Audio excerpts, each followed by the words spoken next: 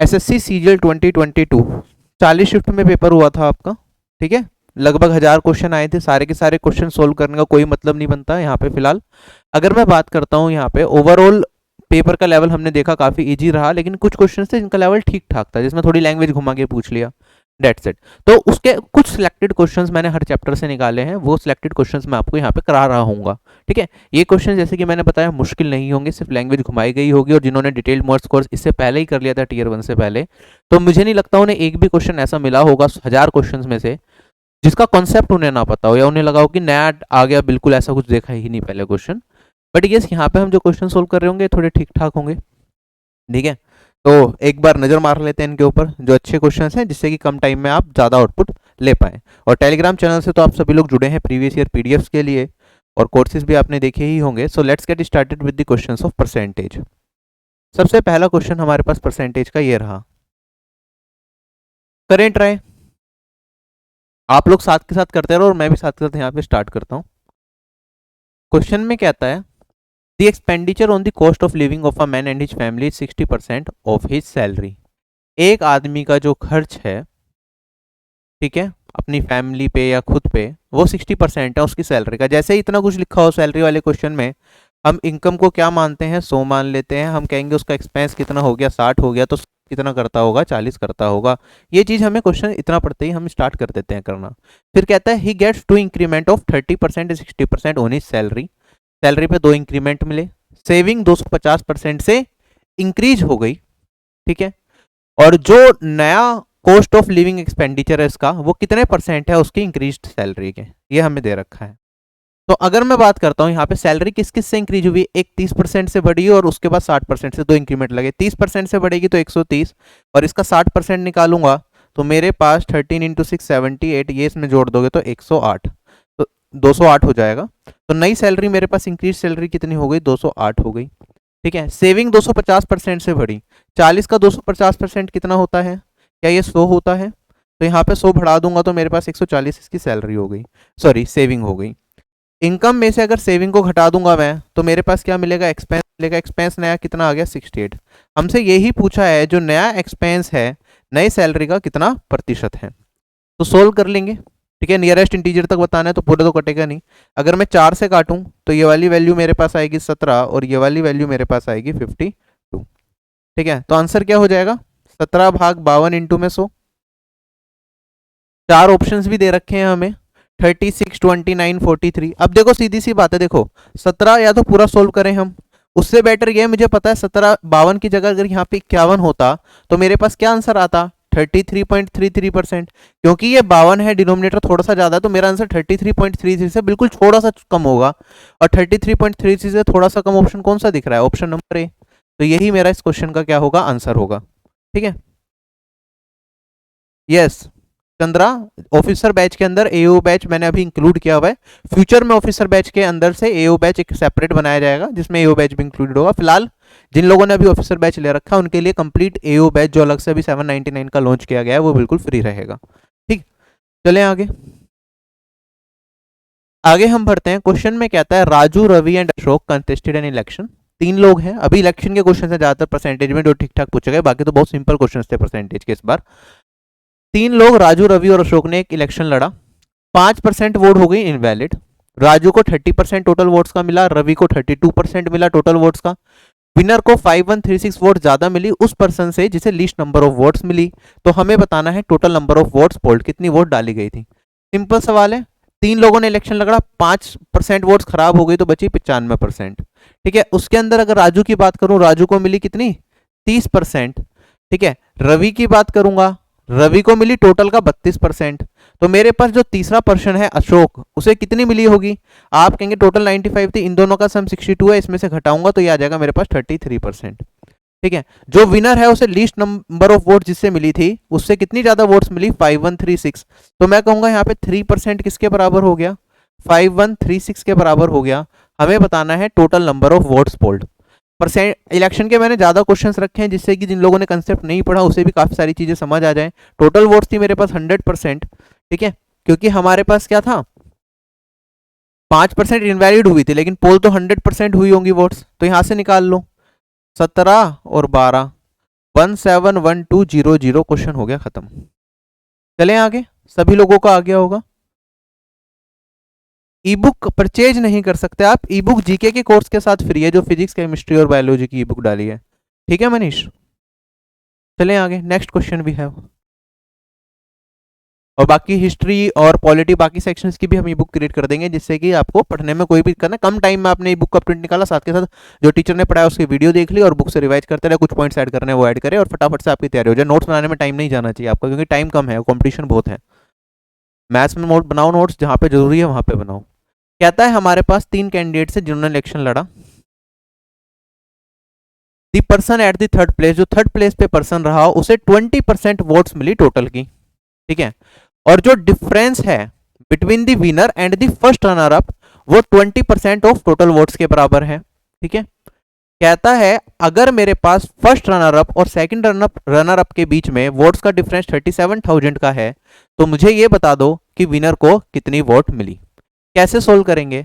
आप कहेंगे सर जो पर्सन थर्ड प्लेस पे आया उसे कितने वोट मिले होंगे, उसे मिले होंगे 20% वोट्स। ठीक, उसके बाद विनर और फर्स्ट रनर अप, देखो जो लास्ट आया वो क्या होगा, 3 लोगों में इलेक्शन लड़ा गया तो ये सेकंड रनर अप होगा।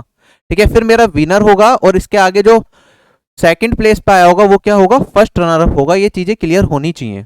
ठीक है, इन दोनों के बीच में जो वोट्स का डिफरेंस है वो 20% वोट्स का डिफरेंस है, तो मेरे पास यहाँ पे 20% तो इसे मिल गई, बची 80%, वो विनर और इन दोनों में बची होगी। तो विनर को कितनी मिली होगी, आपको हो गया 50 और इसे मिली होगी 30, इन दोनों का सम कितना आ जाएगा 80।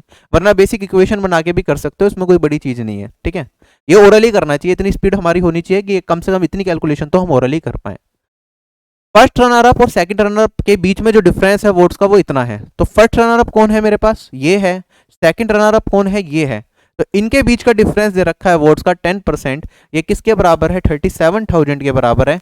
हमसे पूछा है विनर को कितनी वोट्स मिली, 50% का मान बताना है। तो यहाँ पे 50% क्या हो जाएगा, इसका 5 गुना हो जाएगा, और ये क्या हो जाएगा 185, उसके बाद कुछ जीरो आ रही होंगी, ऑप्शन से उठा लो, ऑप्शन नंबर डी क्या हो गया, करेक्ट हो गया। चलें आगे, नेक्स्ट क्वेश्चन हमारे पास। कल से टाइम एंड वर्क चैप्टर आपका द्रोणाचार्य बैच में स्टार्ट हो जाएगा, प्रॉफिट लॉस एंड डिस्काउंट तक हम कर चुके हैं। ठीक, उसके बाद टाइम स्पीड एंड डिस्टेंस, उसके बाद हम आगे बढ़ेंगे। टाइम एंड वर्क 2 क्लास में खत्म करने की पूरी कोशिश रहेगी हमारी। फटाफट से आप बेसिक रिवाइज करके आना, जिससे कि दिक्कत ना आए समझने में। क्वेश्चन में क्या आता है, मेरे पास 2 कैंडिडेट्स हैं पी एंड क्यू जिन्होंने इलेक्शन लड़ा। ठीक है, 70% रजिस्टर वोटर्स पी सपोर्टर्स हैं, ये हमें दे रखा है। 60% पी सपोर्टर्स ने और 30% क्यू सपोर्टर्स ने पी को वोट करी, तो हमें बताना है कितने परसेंट रजिस्टर्ड वोटर्स ने पी को वोट करी। अगर मैं बात करता हूं, मेरे पास पी और क्यू 2 लोग हैं, पी के सपोर्टर्स कितने हैं, 70% ऑफ द रजिस्टर्ड वोटर्स। तो क्यू के सपोर्टर्स कितने होंगे, क्या 2 ही लोग लड़ रहे हैं तो 30% तो क्यू के सपोर्टर्स होंगे। कहता है कि 60% of P supporters, P supporter के 60%, इसका 60% कितना हो जाएगा 42%। अगर मैं बात करता हूं और 30% ऑफ क्यू सपोर्टर्स, इसका 30% निकालूंगा तो कितना हो जाएगा 9%। तो इन लोगों ने क्या करा, इन्होंने पी को वोट करी, तो हमें बताना है कितने परसेंटेज रजिस्टर्ड वोटर्स का पी को मिला। तो आप कहेंगे 42 + 9 दैट इज 51%। क्वेश्चन हो गया खत्म। मुश्किल नहीं है, बस लैंग्वेज का खेल है कि इस तरह की लैंग्वेज कम क्वेश्चंस में देखने को मिलती है, तो ये क्वेश्चन उठाया गया। चलें आगे, क्वेश्चन में कहता है मेरे पास 2 कैंडिडेट्स के बीच में इलेक्शन लड़ा गया। ठीक है, जो कैंडिडेट हारा उसे टोटल 42% वैलिड वोट्स का मिला, और फिर भी वो 768400 वोट से हार गया। कहा गया कि 82,560 वोट्स को इनवैलिड डिक्लेयर किया गया और 20% पीपल ने तो वोट ही नहीं डाली। ठीक है, हमें बताना है then invalid votes were what percentage of the votes with which people did not cast. ठीक है, मेरे पास कुछ वोट्स रही होंगी, इलेक्शन लड़ने जा रहे हो, तो टोटल नंबर ऑफ वोट्स को हम क्या मानते हैं, हमेशा 100% मानते हैं। ठीक है, जो डल सकती हैं। ठीक है, इनमें से अब कुछ लोग वोट डालने नहीं गए, तो 20% लोगों ने क्या करा, वोट ही नहीं डाली। ठीक, तो कितने लोगों ने वोट डाली होगी, 80% लोगों ने। ठीक है, आगे कहता है कि इन लोगों ने जो वोट डाली उसमें से 82560 क्या हो गई, मेरी इनवैलिड हो गई। तो मेरे पास जो वैलिड वोट्स होंगी वो कितनी होंगी, 80% माइनस 82560। जो कैंडिडेट हारा, उसे टोटल वोट्स का कितना मिला है, उसे टोटल वोट्स का 42% मिला है, टोटल वैलिड वोट्स का, सॉरी, ये हमारी क्या है, ये हमारी है वैलिड वोट्स,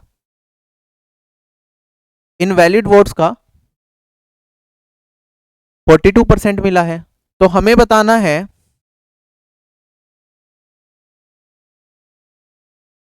जो इनवैलिड वोट्स थी हमारी, ये 20%, ये कितने प्रतिशत होगा इसका, उन लोगों का जिन लोगों ने वोट,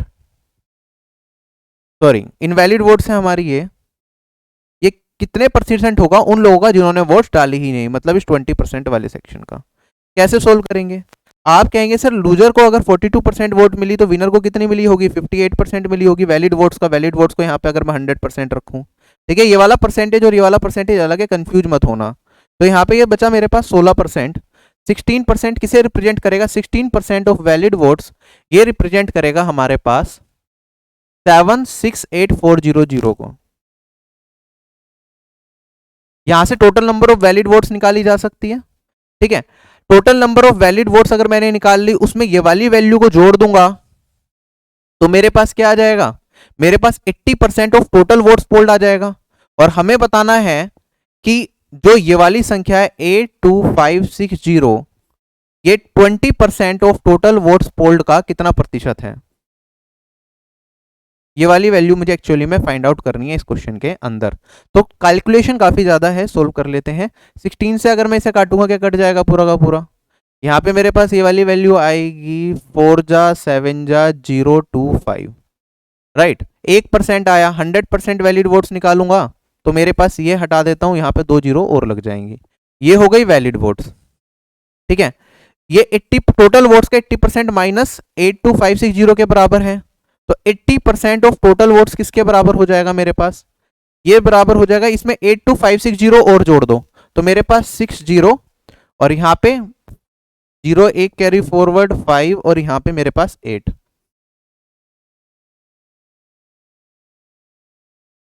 और ये हो जाएगा 4785060।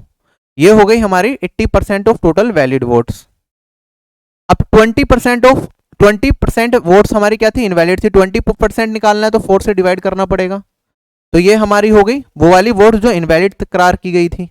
तो हमारा आंसर क्या होगा, 82560 डिवाइडेड बाय 4785060 इंटू में 4 इंटू में 100%। अब देखो हमसे अप्रोक्सीमेट वैल्यू पूछी गई है और यहाँ पे हमारे पास क्या है, 4 ऑप्शन दे रखे हैं, 6.8%, 10.6%, 9.8% और 12.9%। क्या अप्रोक्सीमेटली मैं इस क्वेश्चन को सोल्व कर सकता हूं? अगर आप अप्रोक्सीमेटली देखेंगे, अगर मैं इसे लैक्स के टर्म्स में ले जाऊं, देखो ये 8 है और ये मेरे पास 4 है, ठीक है। 82,000 इंटू 4 3.2 लाख के आसपास होगा। ये मेरे पास 47,85,060 है, तो ये 47 लाख के आसपास होगा, ठीक है, इंटू में 6%। ये इसका कितना परसेंट होगा, 47 का 3.2 लाख, 47 लाख का, क्या अप्रोक्सीमेटली ये जो मेरे पास वैल्यू जाएगी, अच्छा सॉरी ये 8 था, ये 8 था, अगर ये 8 भी कर दूंगा तो 48 से करोगे तब भी अप्रोक्सीमेटली यहाँ पे मेरे पास जो वैल्यू जाएगी कुछ ऐसी ही जाएगी। चले आगे, क्योंकि बाकी ऑप्शंस बहुत दूरी पे हैं। हाँ बिल्कुल, जो क्लास में कराया जाता है वो सबसे इंपॉर्टेंट होता है। करो ये वाला क्वेश्चन ट्राई। 3 कैंडिडेट हैं पी, क्यू और आर, उन्होंने एक इलेक्शन में पार्टिसिपेट किया। पी को 35% ज्यादा वोट्स मिली क्यू से और आर को 15% ज्यादा वोट्स मिली क्यू से, ठीक है। पी को 2412 वोट्स ज्यादा मिली आर से, 90% ऑफ द वोटर्स ने वोट करा था, कोई भी वोट मेरी इनवैलिड या इलीगल नहीं थी। तो हमें बताना है the number of voters in the voting list क्या रहे होंगे। सबसे पहले पी क्यू आर से स्टार्ट करा है, तो पी और क्यू और आर के बीच में रिलेशनशिप निकालते हैं। पी को 35% ज्यादा वोट मिली सी क्यू से, तो क्यू को अगर 20 मिली होगी तो पी को 35% ज्यादा 27 मिली होगी। आर को 15% ज्यादा वोट मिली क्यू से, तो 20 का 15% कितना आएगा, 3, तो आर को 23 वोट्स मिली होंगी, ठीक है। पी को कितनी वोट ज्यादा मिली आर से, पी को ज्यादा मिली 2412, यहाँ पे 4 रेशियो है तो ये 2412 के बराबर आ जाएगा, ठीक है। अगर मैं बात करूं टोटल वैलिड वोट्स की बात चल रही होगी जो इन्हें मिली होगी, तो टोटल वैलिड वोट्स में निकाल सकता हूं क्या, कितनी है, 50 और 20 70, तो मेरे पास 70 रेशियो किसके बराबर हो जाएगा, अगर ये 4 से काटता हूं मैं तो 603 603 इंटू में 70, total number of valid votes ये हो गई। क्वेश्चन में कहा था 90% वोटर्स ने वोट किया था, तो हमें ये बताना है कि वोटिंग लिस्ट में कितने लोग हैं। तो ये मेरे पास जो कोई भी वोट इनवैलिड नहीं थी, तो 90% ऑफ टोटल वोटर लिस्ट का मान ये आया होगा। अगर ये 90% है टोटल वोटर लिस्ट का, तो 100% कितना हो जाएगा, ये हो जाएगा 603 इंटू में 70 डिवाइडेड बाय 9 इंटू में 100। क्वेश्चन हो गया मेरा खत्म। सोल्व कर लेंगे, 9 से ये पूरा का पूरा जाएगा मेरे पास 6 जा 7 जा, ठीक है 67 इंटू 7 करना है। लास्ट डिजिट देख लो, 7 7 जा 49, तो 0 से पहले जो वैल्यू आएगी वो 9 आएगी, तो यही आंसर होगा। दो कैंडिडेट्स के बीच में इलेक्शन लड़ा गया, 15% टोटल वोटर्स ने वोट ही नहीं डाली, ठीक है। 100 वोट्स क्या हो गई, खराब हो गई। जिसने कैंडिडेट ने इलेक्शन जीता उसने टोटल वोट्स का 45% वोट्स को हासिल किया और वो 400 वोट्स के मार्जिन से जीता है। तो हमें बताना है टोटल नंबर ऑफ वोटर्स कितने रहे होंगे। टोटल नंबर ऑफ वोटर्स को हम क्या मान लेंगे, 100% मान लेंगे। 15% वोटर्स ने वोट नहीं डाली तो 85% वोटर्स ने डाली होगी। 100 वोट्स खराब हो गई तो मेरे पास वैलिड वोट्स कितनी रहेंगी, 85% माइनस 100। आगे कहता है जिस कैंडिडेट ने इलेक्शन जीता उसने टोटल वोट्स का 45% पाया, तो टोटल वोट्स मेरे पास 100% थी, इसका 45% विनिंग कैंडिडेट को मिलेगा। तो जो लूजर है, जो कैंडिडेट हार गया, उसे कितनी वोट मिली होंगी। आप कहेंगे सर इतनी वैलिड वोट्स थी, टोटल का 45% इसे मिल गया, तो मेरे पास 85% माइनस 100 माइनस 45 करूंगा तो क्या ये मेरे पास 45% माइनस 100 आएगा। इतनी मेरे 40% माइनस 100, जो कैंडिडेट हारा है उसे मिली होंगी 40% माइनस 100 वोट्स।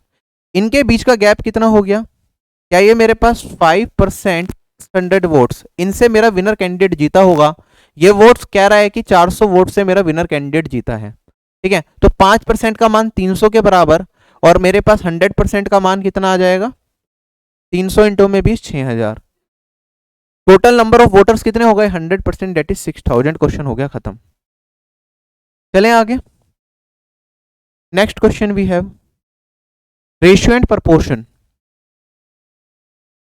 सबसे पहला सवाल ये द्रोणाचार्य बैच में भी कराया था, A ratio B equal to C ratio D दे रखा है, तो हमें बताना है कौन सा रेशियो यहाँ पे ए रेशियो सी के बराबर होगा। 4 ऑप्शंस भी दे रखे हैं।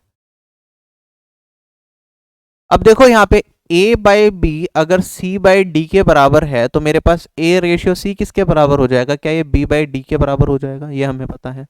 अगर a रेशियो c ही पूछा है, आपको एडिशन प्रॉपर्टी पता है, अगर चारों ऑप्शंस को देखो मैं एडिशन प्रॉपर्टी इसमें लगा दूं तो मैं कहूंगा a रेशियो c किसके बराबर होगा, a प्लस बी और c प्लस डी के, दोनों जगह प्लस कर दो, ठीक है। तो ये मेरा आंसर होगा। ऑप्शन में दे रखा होता अगर ये a minus B divided by C minus D, वो भी करेक्ट होता है, एक सब्ट्रैक्शन वाली प्रॉपर्टी होती है, वो कहता है अगर मैं इसमें a माइनस बी कर दूं और इसमें c माइनस डी कर दूं तो इसके भी करेक्ट होगा।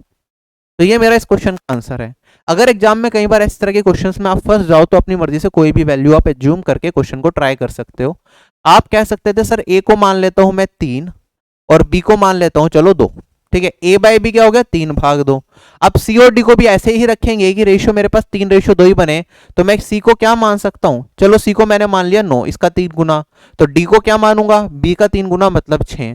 चार ऑप्शन में रख के देख लो कौन से ऑप्शन में मेरे पास a रेशियो c मतलब 3a 3/9 मतलब 1/3 कौन से ऑप्शन में आएगा, चार ऑप्शन में चेक करके देख सकते हो आप। चलेंगे आगे में, या कोई और वैल्यू ट्राई कर सकते थे। Next question we have, question में कहता है सबसे छोटा पॉजिटिव नंबर क्या हो जो इन दोनों में मैं सब्ट्रैक्ट कर दूं जिससे कि 18 क्या बन जाए, इनका थर्ड प्रोपोर्शन बन जाए, ठीक है। क्या कहेंगे, थर्ड प्रोपोर्शन जो होता है मेरा वो किसके बराबर होता है, अगर दो वैल्यू दे रखी हो a और b तो थर्ड प्रोपोर्शन होता है b² डिवाइडेड बाय a। कौन सा नंबर इन दोनों में सब्ट्रैक्ट कर दूं कि 18 थर्ड प्रोपोर्शन बन जाए, मतलब 18 किसके बराबर होगा, b क्या है 13, इसमें 13 में से भी मैं मान लेता हूं x को घटाना है मुझे, और इसमें से भी 9 में से भी x को घटाना है, तो ये मेरा b होगा, ये मेरा a होगा, तो b² बाय a। ये मेरा क्या आएगा, x का मान बता दो, क्या क्वेश्चन का आंसर आएगा। अब सोल्व करेंगे तो क्वाड्रेटिक इक्वेशन बनेगी। तो इससे बेटर क्या है, हम ऑप्शन की मदद ले लेते हैं। चार ऑप्शन दे रखे हैं, अगर मैं 4 रखूंगा यहाँ पे तो ये मेरे पास 9 का स्क्वायर डिवाइडेड बाय 5 रह जाएगा, कटेगा नहीं, तो मेरे पास 18 नहीं आ सकता। 2 रखूंगा तो 11 आ जाएगा ऊपर, वो भी नहीं कटेगा। 3 रखूंगा तो 10 और यहाँ पे 6, 10 भाग 6 पूरा पूरा कटेगा नहीं, तो ये भी नहीं हो सकता, तो एक ही मेरा आंसर आना चाहिए। तो आप देखो यहाँ पे 12 है और यहाँ पे मेरे पास क्या है 8, तो 12 इंटू 12 भाग 8, ये वाली वैल्यू कितनी हो जाएगी मेरे पास, 4 से काटा 3 और ये 6, 18 सेटिस्फाई कर रहा है, मतलब x इक्वल्स टू क्या आ जाएगा 1 आ जाएगा। चलें आगे, ध्यान से करना है। इस क्वेश्चन में गलती क्या होती है जब एग्जाम में पढ़ रहे होते हैं, हमने वो वाले क्वेश्चन पढ़े थे कि x अगर मैं 4 नंबर दे दिए मुझे 9, 12, 12, 18, 17 कुछ भी कोई नंबर दे दिया, हमसे कहता था कि x इन चारों नंबर में से घटा दें तो ये चारों नंबर प्रोपोर्शन में बन जाते हैं। तो हमें कुछ वैल्यू पूछी होती थी कि x का मान बता दो या मीन प्रोपोर्शन बता दो दो नंबर्स के बीच में, तो हम उस कॉन्सेप्ट पे बार बार चले जाते हैं क्वेश्चन को पढ़ के। लेकिन यहाँ पे आपको इस चीज का ध्यान देना था इस क्वेश्चन पे कि हमारे पास कौन सी पॉजिटिव वैल्यू सबसे छोटी है जो इन दोनों में घटाई जाए, किसमें घटाई जाए, इन दोनों में, जिससे कि 18 इनका थर्ड प्रोपोर्शन बने। 18 में वो वैल्यू नहीं घटानी हमें, ये बस नोट करना था इस क्वेश्चन में। चलें क्या आगे, एक क्वेश्चन ये था, ऑल्दो सिंपल क्वेश्चन है, ठीक है, फिर भी मैंने ले लिया। क्वेश्चन में कहता है मेरे पास the number of units manufactured by a company A was इतना and in 2019 and 10625 in 2020। Company B की बात करें तो इसने 2019 में 34,000 यूनिट्स की प्रोडक्शन करी और 2020 के अंदर 30,600 यूनिट्स की प्रोडक्शन करी, ठीक है। X and Y percentage decrease है in the number of units manufactured by the company A and B from 2019 to 2020। तो हमें बताना है एक्स और वाई का रेशियो क्या रहेगा। तो एक्स क्या है मेरे पास, एक्स क्या है, percentage decrease in the production from 2019 to 2020 of a company A. तो कितना का रिडक्शन हुआ, आप डिक्रीज हो गया मेरे पास यहाँ पे 375 इधर और 1500, 1875। इतनी यूनिट्स कम प्रोड्यूस करी, किससे, इतने से, 12500 इनटू में 100% क्या ये एक्स ही होगा मेरे पास। अगर मैं वाई की बात करूं, कंपनी बी का प्रोडक्शन कितना करा 2019 से 2020 में, पहले इतना था अब इतना है, इसमें से इसे घटाओगे तो कितना आएगा मेरे पास 400 और 3, पहले कितना था मेरे पास इतना। परसेंटेज डिक्रीज की बात करूंगा तो इतना 100%। इनका मुझे एक्स और वाई का क्या बताना है, रेशियो बताना है, तो यहाँ पे हम क्या ले लेंगे रेशियो। आप देखेंगे जब भी परसेंटेज की बात करें दोनों में तो ये 100% की जरूरत नहीं थी, फ्रैक्शन में ले लेता तब भी मेरा काम चल जाता। अगर मैं सोल्व करता हूं, आपको सीधा सीधा दिख रहा है भैया ये तो क्या है, इसका 10 गुना है तो यहाँ पे आ जाएगा 10। इसे सोल्व करूंगा तो मेरे पास वैल्यू क्या आएगी, ये 10 है, एक जीरो से तो मेरी एक जीरो कैंसिल हो जाएगी। 875 मुझे पता है 125 से सीधा करता है क्योंकि लास्ट की 3 डिजिट मेरी 125 से करती है, 125 होता है 5 की पावर 3। तो 125 से पूरा का पूरा काटूंगा, कितने टाइम्स जाएगा, 1 टाइम जाएगा और ये फिर 5 टाइम्स जाएगा। क्लियर हो गया। तो और ये मैं 125 से काटूंगा तो ये 10 आएगा, ये मेरे पास क्या बचेगा 3:2। तो सिंप्लीफाई कर लेंगे, 3:2 इज माई आंसर। चलें क्या आगे, बाकी सारे सवाल रेशियो के एग्जाम में जो पूछे गए थे बहुत सरल थे।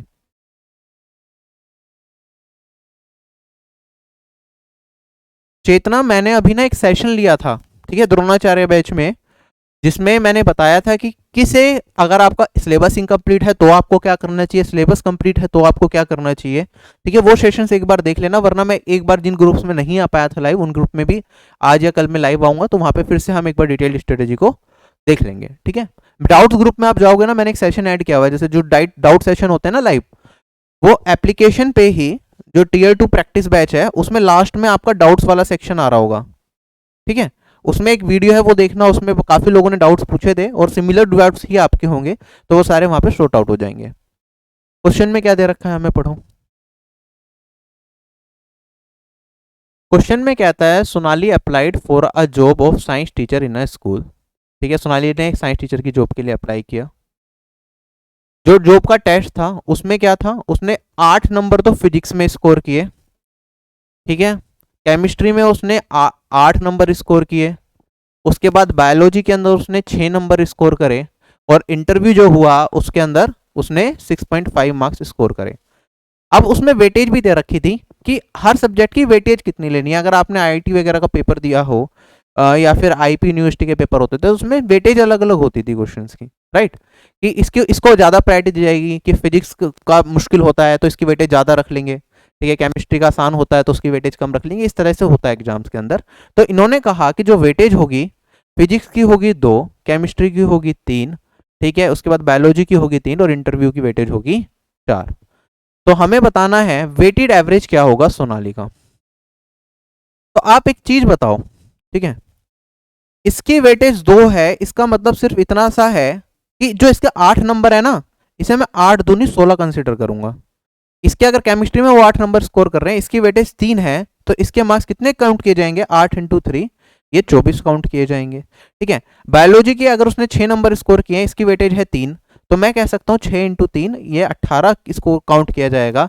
और अगर इंटरव्यू की मार्क्स है 6.5 और इसकी वेटेज है 4, तो कितना काउंट किया जाएगा, ये 13 टू 26, इतने मार्क्स उसके काउंट किए जाएंगे।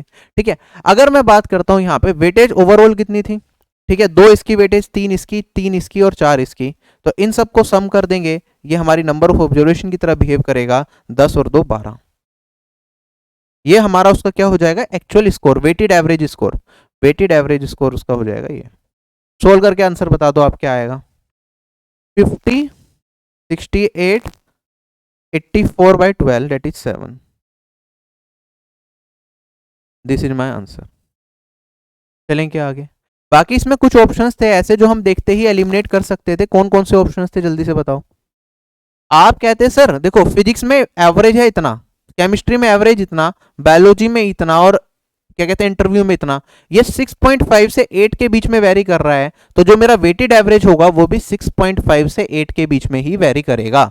तो यहाँ पे 21 मेरा इस क्वेश्चन का आंसर करेक्ट नहीं हो सकता था, 8.4 करेक्ट नहीं हो सकता था, या तो 7 होता या फिर 7.2 होता, इन दोनों में से ही मेरा एक आंसर करेक्ट आएगा। चलें क्या आगे। क्लियर है या सबको नहीं है ये चीज, ठीक है। अब वेटेड एवरेज वाले सवाल में आप हमेशा ये याद रखेंगे कि जो वेटेज दे रखी होती है उसे आप नंबर ऑफ ऑब्जर्वेशन की तरह काउंट कर लें। ये हमारा नंबर ऑफ ऑब्जर्वेशन जो फिजिक्स के मार्क्स हैं ये आपके एक्चुअल मार्क्स की तरह बिहेव करते हैं, ये एवरेज मार्क्स मान लो, और ये हमारे पास जो वेटेज है वो नंबर ऑफ ऑब्जर्वेशन मान लो।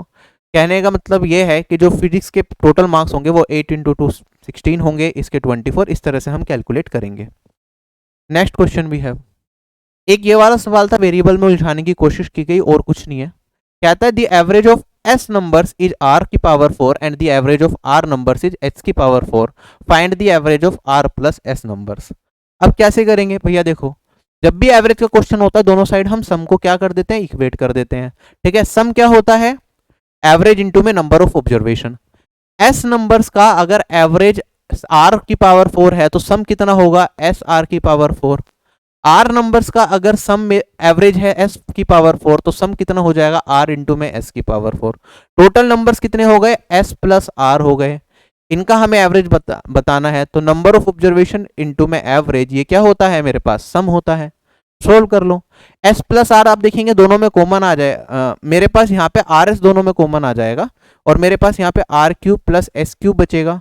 Are cube plus S cube क्या होता है, ये होता है R plus S, R square plus S square minus R S. ये एवरेज चैप्टर के अंदर हमसे अलजेब्रा से रिलेटेड क्वेश्चन पूछ लिया, और ये एस प्लस आर इंटू में ए है, एस प्लस आर से एस प्लस आर कट जाएगा, ए का मान क्या हो गया, R S, R square plus S square minus R S. Clear है सभी लोगों को क्वेश्चन अच्छे तरीके से। चलें क्या आगे।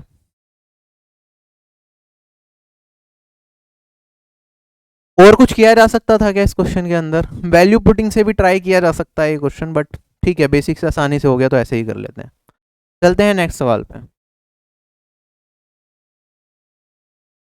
पोस्ट प्रेफरेंस फॉर्म तो आ चुका है, मैंने कल डाला तो था टेलीग्राम चैनल पे।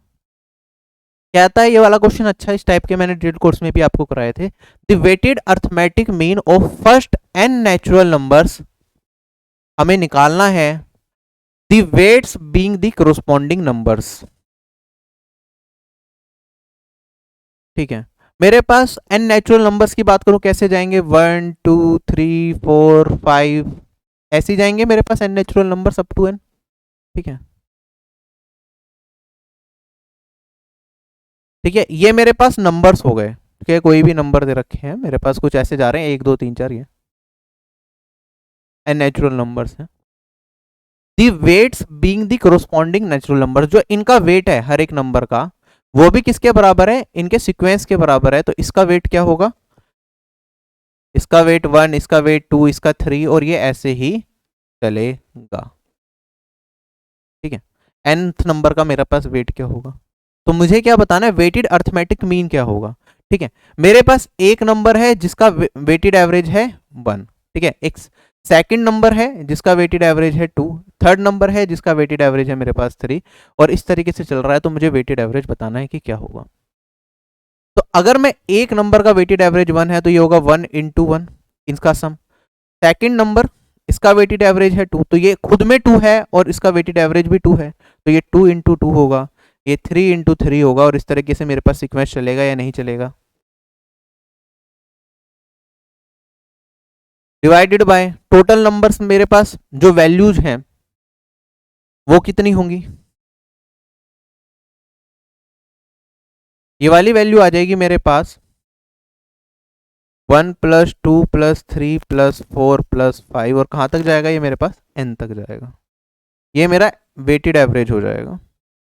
तो ये मेरे पास sum of squares of n natural numbers है, वो क्या होता है n इंटू में n plus 1, 2n+1 divided by 6, और मेरे पास average sum of n natural numbers क्या होता है n इंटू में n+1 डिवाइडेड बाई 2। सोल्व करेंगे, यहाँ पे मेरे पास यहाँ से ये कट गया, ये मेरे पास 3 बचेगा, तो 2n+1 divided by 3, this is my answer.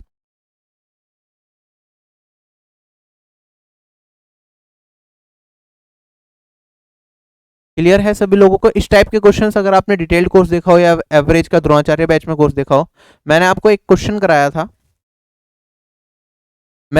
मेरे पास एक सीक्वेंस है 1 2 2 3 3 3 4 4 4 5 5 5, और ऐसे क्या जा रहा हो, 5 4 4 4 बार आएगा, 4 3 3 बार आया, 2 2 बार, और ऐसे मेरे पास n कितनी बार आ रहा हो, n टाइम्स आ रहा हो।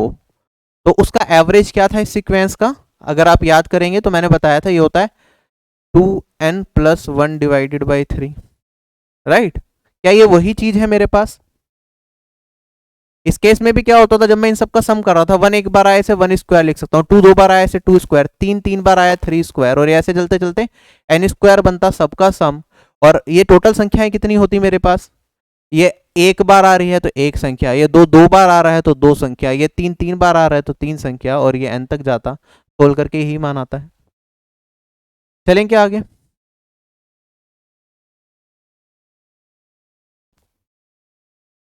अच्छा, क्या हम इसे ऑप्शन की मदद से भी सोल्व कर सकते थे।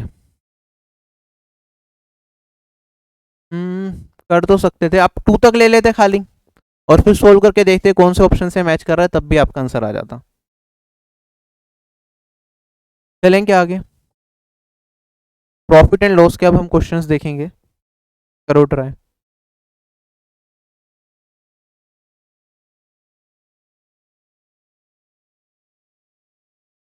द्रोणाचार्य बैच में भी कराया था मैंने ये वाला क्वेश्चन। एक माइक्रोवेव ओवन है, इसे अगर हैदराबाद में खरीदा जाता है तो ये m रुपीज का मिलता है। एक रिटेलर इलाही है जो हैदराबाद से जाता है मद्रास और इसे 25% लेस में खरीद लेता है।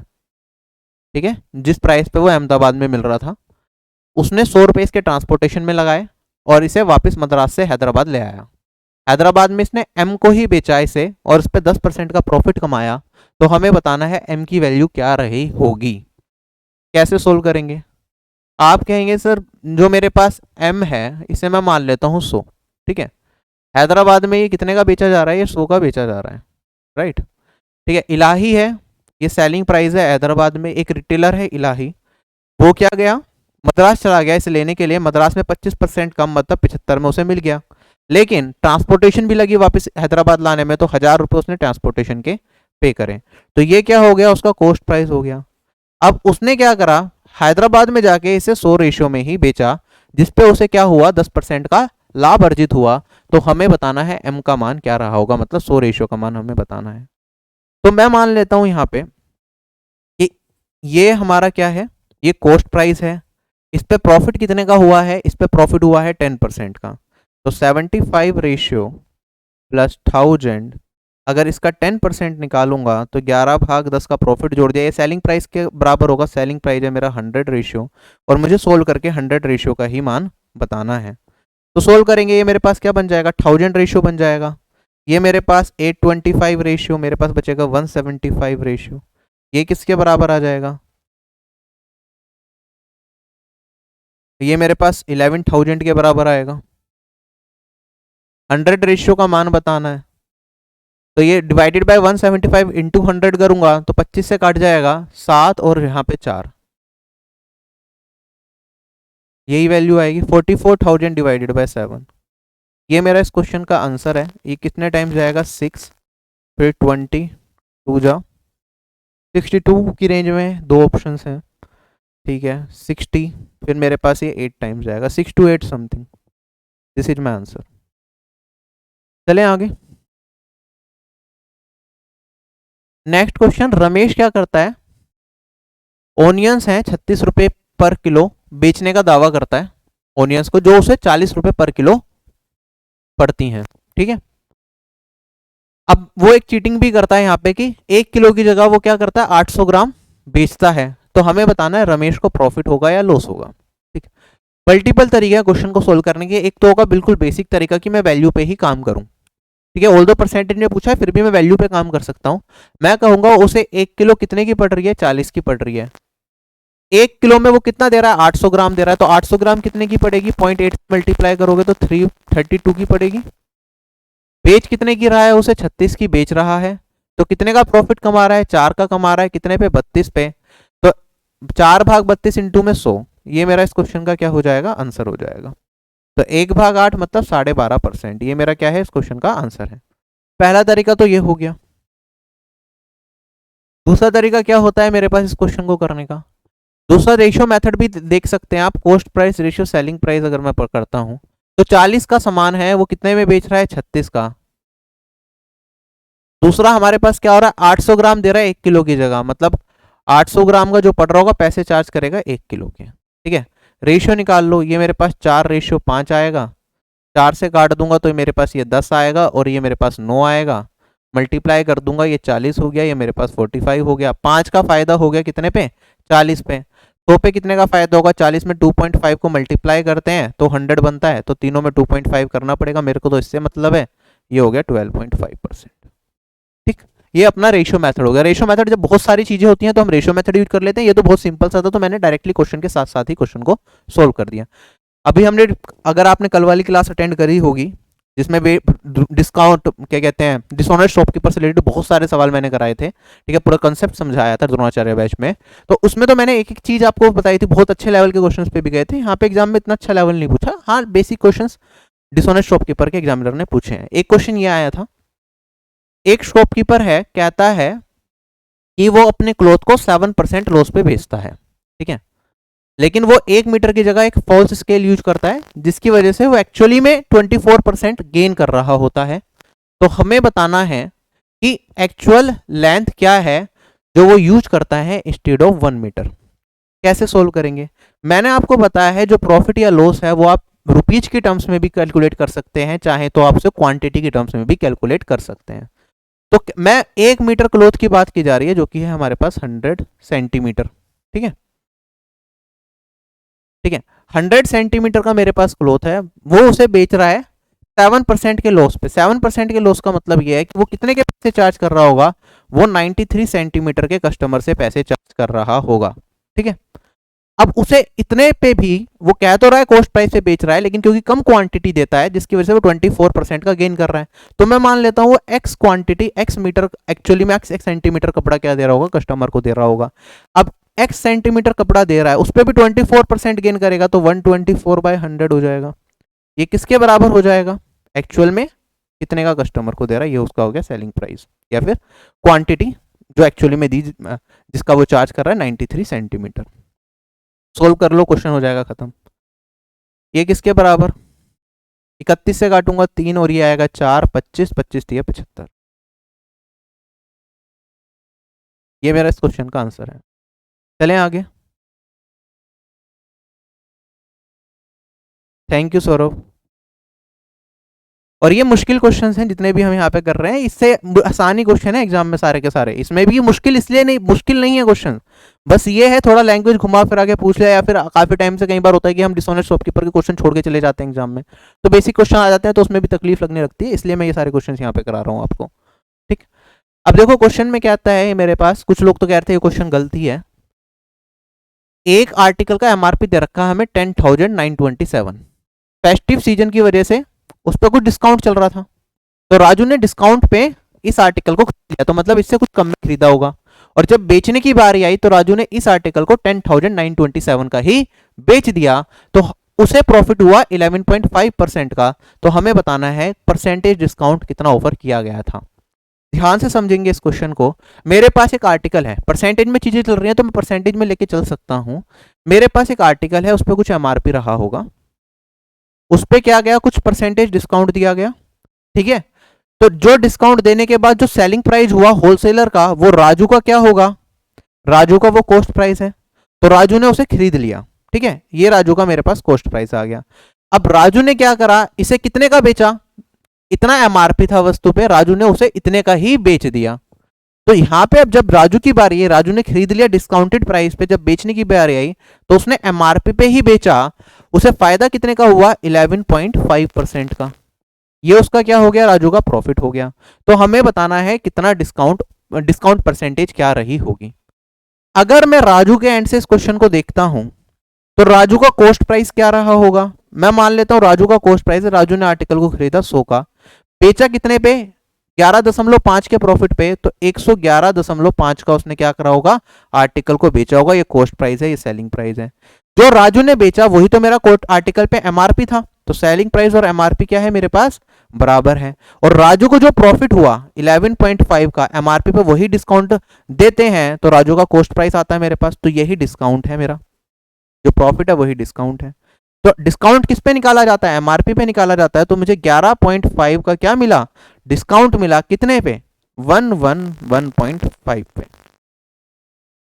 इनटू में 100% कर दो, ये आपका क्वेश्चन का आंसर आ जाएगा। आप देखेंगे पॉइंट से पॉइंट एलिमिनेट कर सकते हैं आप, वरना दोनों जगह 2 से मल्टीप्लाई कर दो, ये 23 हो जाएगा मेरे पास, और ये वाली वैल्यू 2 से मल्टीप्लाई करते ही मेरे पास 223 हो जाएगी, इनटू में 100%। ये वाली वैल्यू मेरी किस पर आएगी, आप कहेंगे चार ऑप्शंस देख लो सर, 10.9 है, 11.5, 11.3 और 10.3, ठीक है। अगर मैं ये 23 क्या इसका 11% हो सकता है, ठीक है, 10% होगा मेरे पास 22.3 और 1% होगा 2.23, तो ये तो 24 पॉइंट समथिंग चला जाएगा परसेंटेज। अगर मैं 11% लेता हूं तो मेरी वैल्यू जो आएगी ये 10% के आसपास कुछ रहेगी, ठीक है। तो 10% के आसपास कौन सी वैल्यू है, ये वाली, इसके सही होने के चांसेस थोड़े ज्यादा रहेंगे एज कंपेयर टू 11% के आसपास वाली वैल्यू, और बाकी सारी तीनों वैल्यू जो 11% के आसपास जा रही थी। वरना बेसिक से कैलकुलेशन भी कर लेते, सिंपल सी कैलकुलेशन है, तब भी आंसर आ जाता। चलें क्या आगे, थोड़ा और टफ कराओ बिमल, मैं प्रीवियस ईयर के सीजल 2020 के बेस्ट क्वेश्चंस करा रहा हूं, ठीक है, और यही अच्छे थे, इससे मुश्किल थे ही नहीं एग्जाम में क्वेश्चंस। अभी हम एक एक करके चैप्टर वाइज सारे चल रहे हैं, इससे अच्छे मुश्किल क्वेश्चंस होंगे तो मैं कराऊंगा ना। अगर मैं मुश्किल क्वेश्चन की कोई सीरीज चला रहा हूं तो उसमें सिर्फ मुश्किल क्वेश्चंस आएंगे, यहाँ पे तो एग्जाम का लेवल जो है उसके अच्छे क्वेश्चंस मैं करा रहा हूँ, फिर भी छूट छाट के। ये प्रॉफिट एंड लॉस के 80 क्वेश्चन आए, 80 में से अगर अच्छे अच्छे क्वेश्चन छाट लिए जाएं जिसपे कम क्वेश्चंस बनते हैं, तो ये वो 7-8 क्वेश्चन निकाले हैं मुश्किल से उसमें से। कल से टाइम एंड वर्क शुरू हो जाएगा, करो ये वाला क्वेश्चन ट्राई। कहता है, अब देखो ये लंबी लंबी स्टेटमेंट में फंसाया है, इस बार और कुछ नहीं है, सिंपल सा क्वेश्चन है, बस लंबी लंबी लैंग्वेज लिख दे, 4-4 लाइन का क्वेश्चन बता दे जिससे कि एस्पिरेंट घबरा जाए एग्जाम में। कहता है होटल क्या करता है, 12% का डिस्काउंट देता है 2 या 2 से ज्यादा रूम बुक करने पे, ठीक है। आगे कहता है the hotel is offering 5% discount only on Paytm using any card of SBI, अगर एसबीआई के कार्ड से पेमेंट करोगे तो 5% का और डिस्काउंट मिल जाएगा आपको। राकेश ने क्या करा, 2 रूम बुक करे, किस रेट पे, 1500 रुपए पर रूम के हिसाब से, पर डे के। तो हमें बताना है चेकआउट करते टाइम अगर वो एसबीआई सिल्वर कार्ड से पेमेंट करता है तो उसे कितने पैसे पे करने पड़ेंगे, ठीक है। अगर रूम की कीमत 1500 रुपए है, एक रूम की, कितने रूम बुक करे राकेश ने, 2 रूम, तो 1500 इंटू में 2, 3000 रुपए तो बुक वैल्यू हो गई उसकी, ठीक है। क्वेश्चन में स्टार्टिंग में कहा कि 12% का डिस्काउंट मिलेगा अगर आप 2 या 2 से ज्यादा रूम बुक करते हैं, तो 2 रूम बुक करे राकेश ने, तो कितना 12% का डिस्काउंट मिल जाएगा, तो कितने पे करेगा इसका 88%। आगे क्या रखा है, अगर एसबीआई के कार्ड से पे करोगे तो 5% और डिस्काउंट, राकेश ने भी यही किया, एसबीआई का कार्ड यूज कर लिया तो 5% और डिस्काउंट मिल जाएगा, मतलब 19/20 पे करेगा। यही मेरा क्या आ जाएगा इस क्वेश्चन का आंसर। सोल्व करके बड़ा आसानी से 3 जीरो से तो 3 जीरो आपकी हट जाएंगी, यहाँ पे आप यहाँ से 2 से काटेंगे तो ये मेरे पास 44 आ जाएगा। यूनिट डिजिट से भी चाहे तो क्वेश्चन को, तीन ऑप्शन की सेम है तो यूनिट डिजिट से तो नहीं होगा, मल्टीप्लाई कर लो, क्या है सिंपल सी कैलकुलेशन है। ठीक है 44 है, 44 को 11 इंटू 4 में स्प्लिट कर लेता हूँ, फटाफट से कैलकुलेशन करेंगे। 11 का मुझे पता है मल्टीप्लीकेशन का रूल बहुत आसान होता है, करूंगा मैं 12 इंटू में 19, 12 निम्मा 108, 10 कैरी फॉरवर्ड होगा, और 12 इंटू में 12 22, इंटू में मेरे पास 11 है, 11 का डिविजिबिलिटी रूल 8, 8 और 2 10, 4 और 1 5, और यहाँ पे 2। वरना सेकंड लास्ट डिजिट से भी, चार ऑप्शन की लास्ट की 2 डिजिट निकालता तो अलग थे, तो लास्ट 2 डिजिट से भी किया जा सकता था। चलें आगे, नेक्स्ट क्वेश्चन भी है, बिल्कुल सिमिलर काइंड का क्वेश्चन है। 20% का डिस्काउंट दिया जाता है 2 बुक की परचेज पे, और 25% का डिस्काउंट दिया जाता है अगर 2 से ज्यादा बुक्स परचेज की जाए। 10% का डिस्काउंट दिया जाता है कस्टमर को अगर वो एक बुक परचेज करे। 5% का एडिशनल डिस्काउंट मिलेगा अगर वो स्टूडेंट है। ठीक है, सोहन क्या है, एक एमकॉम का स्टूडेंट है कॉलेज के अंदर, जिसने एक बुक 513 रुपए की खरीदी, तो हमें बताना एमआरपी क्या होगा। अब देखो फालतू की स्टेटमेंट है, यहां से लेके यहां तक का इस क्वेश्चन से कोई लेना देना है ही नहीं। एक बुक कोई खरीदेगा तो 10% का डिस्काउंट है, स्टूडेंट है तो 5% का और डिस्काउंट मिलेगा। सोहन एक स्टूडेंट है जिसने एक बुक खरीदी 513 रुपए की, तो एमआरपी बताना है। आप कहेंगे सर एमआरपी कुछ भी हो मेरे पास, पहले 10% का डिस्काउंट क्योंकि एक बुक खरीद रहा है तो 9/10, और फिर 5% का एडिशनल डिस्काउंट मतलब 19/20। ये किसके बराबर होगा, 513 के बराबर होगा। सोल्व कर लेंगे, पहले 9 से काटेंगे, 6 जा और फिर 7 जा, 9 5 5 जा और 7 जा, सॉरी 5, इतना था मेरे पास 3, 5 जा और 7 जा, 9 से काटूंगा 3, 600। चलें आगे, एगो कट ऑफ का एनालिसिस नहीं किया है मैंने अभी। अब देखो क्वेश्चन बिल्कुल सिमिलर काइंड का ही, आप होमवर्क में करना और कमेंट सेक्शन में कमेंट करके बताना कि आपका इस क्वेश्चन का आंसर क्या आया। ठीक है, एप्लीकेशन पे कमेंट तो होगा नहीं, तो आप खुद से सोल्व कर लेना, सिंपल सा सवाल है। एक सवाल ये था, ये भी क्वेश्चन बहुत आसान है, कोई कंसेप्ट इसमें मुश्किल नहीं है, मैं आपको मोटा मोटा बता देता हूँ जो आप आराम से कर सकते हो। कहता है राघव एक शॉपिंग मॉल में गया जिसने कुछ क्लॉथ्स खरीदे। ठीक है, उसके ऊपर उसके पास 2 कूपन है। ठीक है, जो कि, और उनमें से वो एक ही कूपन एक डे में यूज कर सकता है। पहले कूपन पे उसे 30% डिस्काउंट मिलेगा टोटल अमाउंट पे।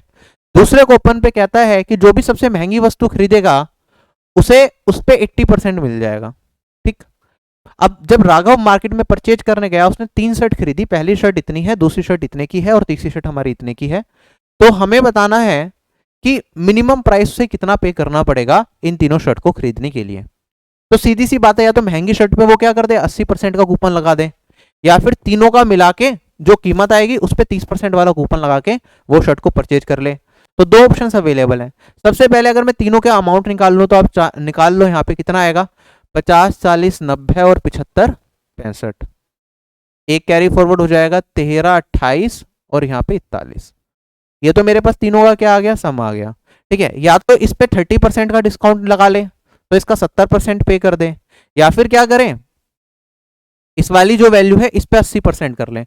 अगर आप इसका 80% निकालेंगे तो लगभग किसके बराबर आएगा, आप कहेंगे सर ये 137 को लगभग 8 से गुना करना पड़ेगा मुझे। ठीक है, 14 इंटू में 8 भी कर दूंगा तो मेरे पास वैल्यू क्या आएगी 112 1120 के आसपास। थोड़ा मतलब रफ आइडिया कर लिया मैंने, पूरी कैलकुलेशन नहीं करी, बस इससे थोड़ी सी कमी होगी। और इसका 30% निकालूंगा तो ये वाली वैल्यू मेरे पास 41 है, 41 या 123, इससे थोड़ी सी बड़ी वैल्यू जाएगी। तो 30% इस पर बेटर डिस्काउंट मिलेगा मुझे, और अब इसका 70% निकाल लोगे तो आपका आंसर आ जाएगा। ठीक है, सोल्व करेंगे क्या वैल्यू आएगी। अब आप देखेंगे यहाँ पे जब मैं 70% निकालूंगा तो एक तो पॉइंट आएगा मेरे पास। ठीक है, 7/10 बचेगा ना ये, और 7 को 5 से करूंगा तो 0.5। अप्रोक्सीमेट वैल्यू पूछनी है तो यही मेरा आंसर होना चाहिए इस क्वेश्चन का। क्वेश्चन हो गया खत्म। चलें आगे, तो थोड़ा सा यहाँ पे अप्रोक्सीमेशन वगैरह भी यूज कर सकते हो, एक एक वैल्यू कैलकुलेशन करोगे तो फंस जाओगे आप। अब हम टाइम एंड वर्क पे चलते हैं। टाइम एंड वर्क के कुछ ठीक ठाक क्वेश्चन पूछे गए थे, वो देख लेते हैं।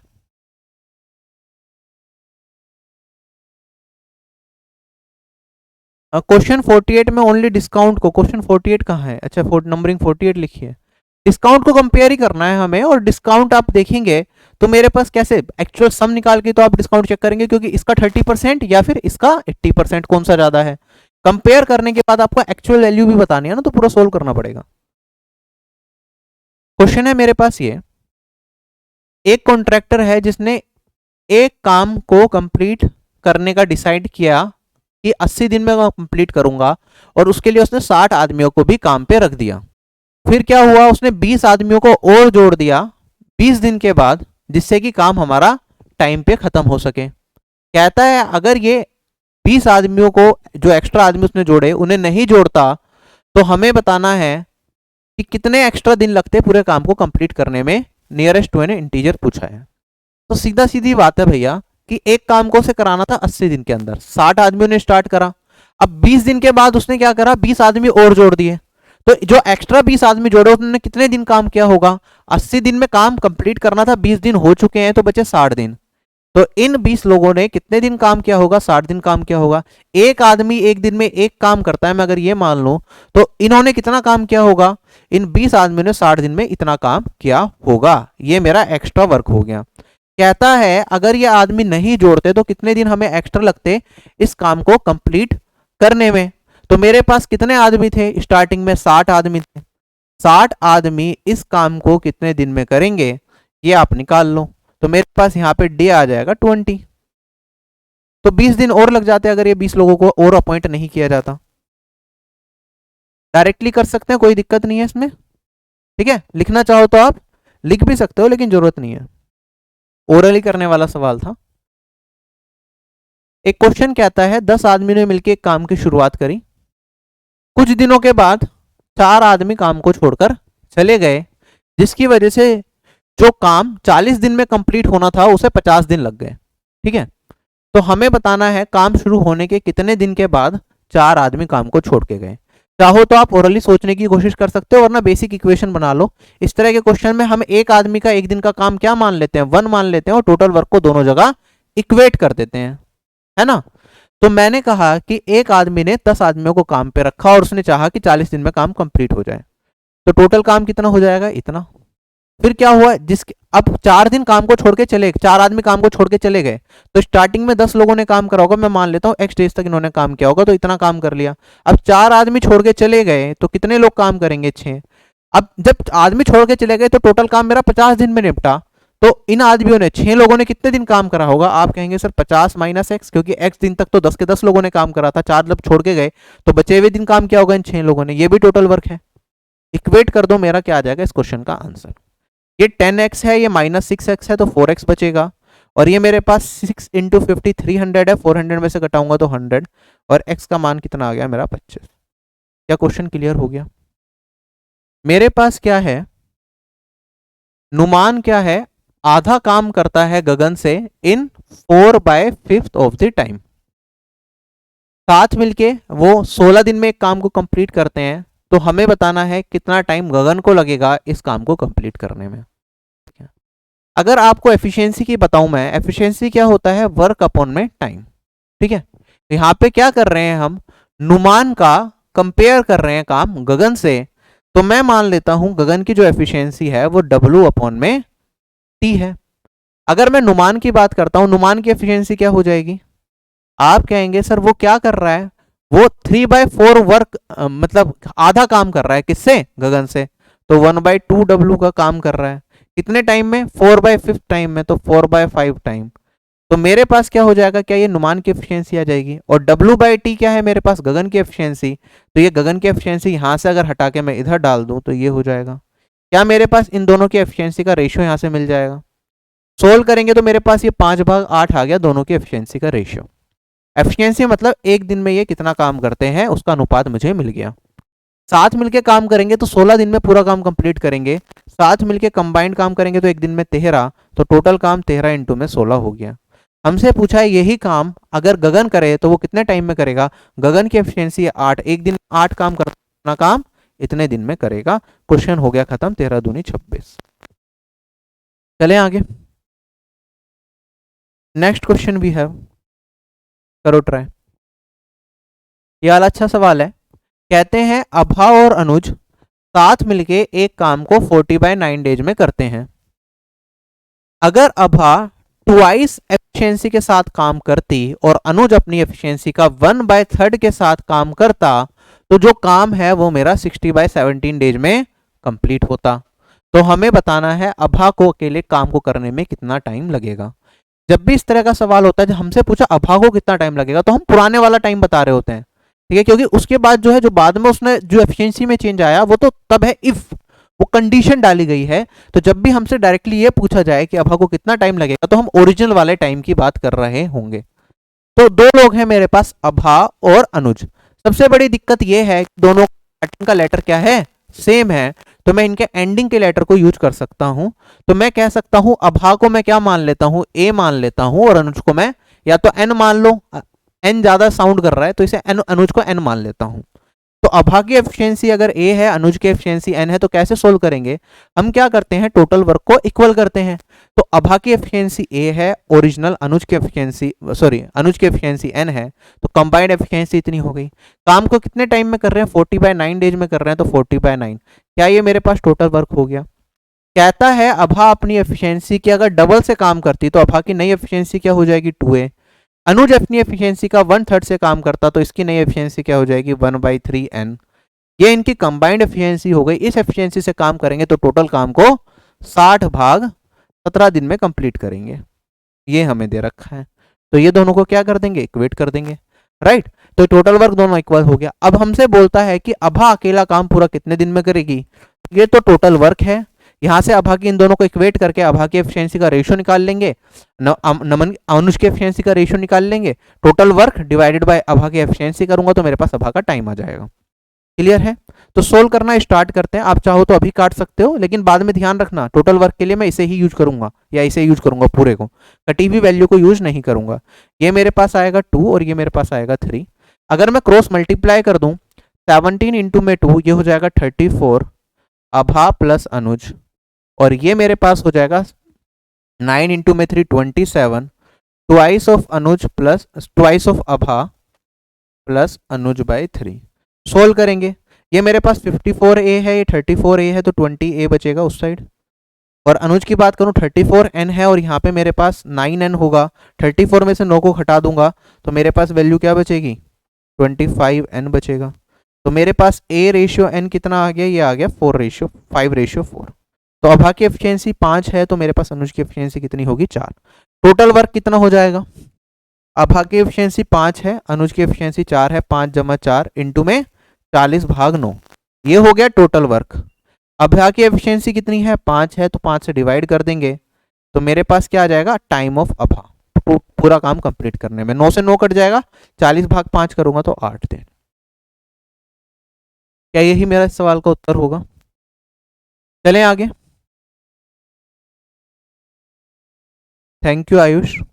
Let's move to the next question. इस टाइप के भी एक भी क्वेश्चन आपको ऐसा नहीं मिलेगा जो मुश्किल क्वेश्चंस भी करा रहा हूं कि मैंने डिटेल्ड कोर्स में पहले ना करा रखा हो, जो कि मैंने 4 महीने एग्जाम से लगभग 8 महीने पहले अपलोड किया था, 7 महीने पहले। और अभी द्रोणाचार्य में तो हम अलग अलग वैल्यूज से प्रैक्टिस कर ही रहे हैं दोबारा से अच्छे से, कि मैं इसमें कोई भी दिक्कत ना आए। कहता है मेरे पास एक पार्टनरशिप फर्म है जिसमें 2 पार्टनर्स हैं, एक विजय है और एक प्रवीण है। दोनों एक काम पे असाइनमेंट पे काम करते हैं, ठीक है। अगर विजय अकेला काम करेगा पूरा असाइनमेंट तो उसे कितने टाइम लगेगा, उसे 12 हफ्ते लगेंगे। प्रवीण की अगर मैं बात करूं, इसे 8 हफ्ते लगेंगे अकेले पूरा काम करने में। वर्क प्रेशर आया, उन्होंने क्या करा, ये डिसाइड किया कि ऑल्टरनेट वीक पे काम को करेंगे, ठीक है। पहले वीक प्रवीण काम करेगा और दूसरे वीक में विजय काम करेगा। तो हमें बताना है कितने वीक में काम कंप्लीट होगा अगर वो ऑल्टरनेट वीक्स पे काम करते हैं, ठीक है। ऑल्टरनेट डेज वाला क्वेश्चन है, बस लैंग्वेज को इतना घुमा फिरा के इतना बड़ा कर दिया और कुछ नहीं है। तो स्टार्ट करते हैं। मेरे पास 2 लोग हैं, प्रवीण है और विजय है। पहले बात किसकी की गई है, विजय की बात की गई है। विजय को 12 हफ्ते लगते हैं पूरे काम को कंप्लीट करने में, और प्रवीण की बात करूं तो उसे 8 हफ्ते लगते हैं पूरे काम को कंप्लीट करने में। जब भी टाइम एंड वर्क के क्वेश्चन में मुझे टाइम दे रखा हो तो टोटल वर्क क्या ले लेते हैं, इन दोनों का एलसीएम। तो टोटल वर्क मैं मान लेता हूं 12 और 8 का एलसीएम कितना हो गया मेरे पास, 24। तो मेरे पास विजय की एफिशिएंसी कितनी आ जाएगी 2 और प्रवीण की एफिशिएंसी कितनी आ जाएगी 3। दोनों साथ मिलके काम करेंगे तो इनकी कंबाइंड एफिशिएंसी कितनी होती है 5।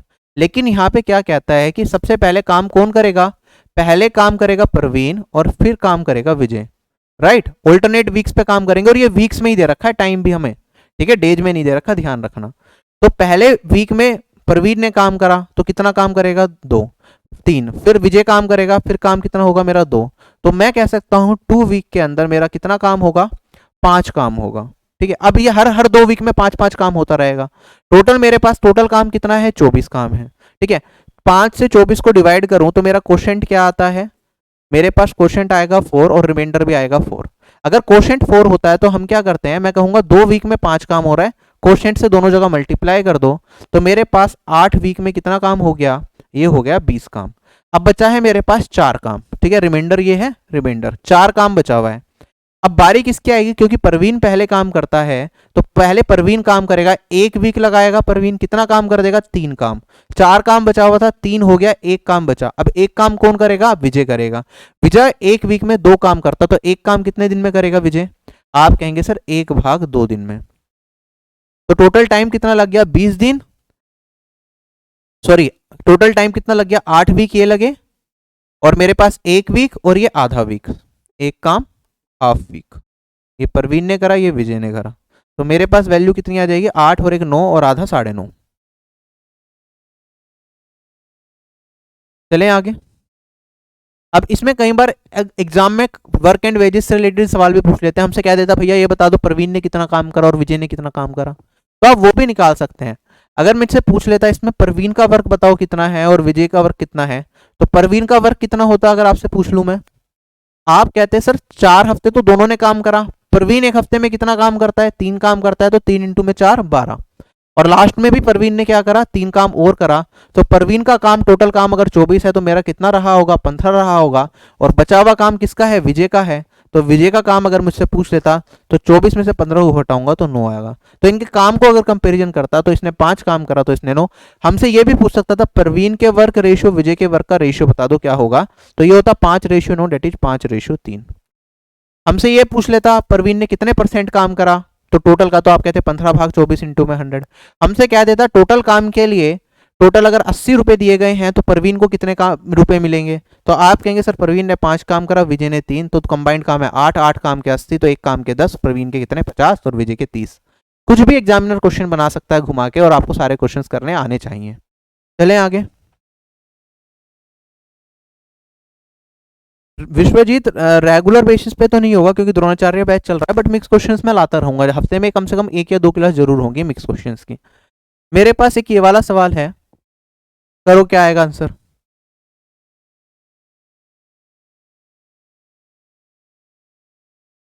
क्वेश्चन में क्या था, एक सिविल कॉन्ट्रैक्टर है, उसने क्या करा, उसे 3 किलोमीटर डिस्टेंस का एक ब्रिज बनाना है 600 दिन के अंदर।